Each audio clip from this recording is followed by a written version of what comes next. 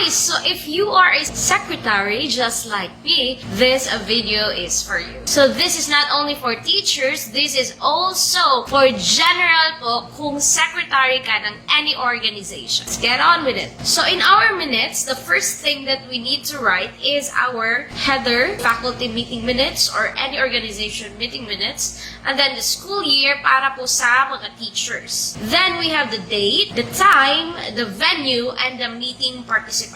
So yung meeting participants ay nakabase po ito sa ating attendance. Then next part is the agenda. Ilagay mo po lahat ng mga agenda na napag-usapan sa araw na yun. First part is call to order. Dito po natin ilalagay kung paano na-open yung ating meeting. In my example, the meeting has been called to order at 3:16 p.m. by Mr. Ramel Lavador. So yun po ang aming principal who started the meeting with a simple kamustahan and inspired attendees by sharing the 7 habits of highly effective people. So, pwede naman po, simple lang. Like, for example, the meeting has been called to order at by. Tapos, yun na yun. Then, second is the roll call. Ito po yung pag-call ng participants kung sino yung present at sino yung absent at kung saan sila as of the moment. Then, third is the approval of the previous meeting minutes. Kung hindi po ito yung first time na meeting ninyo, babasahin po ng secretary yung previous minutes, tapos kung meron pong comments or suggestions or changes, dito po ilalagay. Pero pag wala naman pong changes, approval lang agad, correct ang lahat ng details, pwede mong ilagay dito the minutes of the previous meeting held on when, tapos were approved. The next part is the meeting proper, kung saan ilalagay mo first yung agenda. Kung ano yung agenda, tapos yung content ng agenda is in 1.1.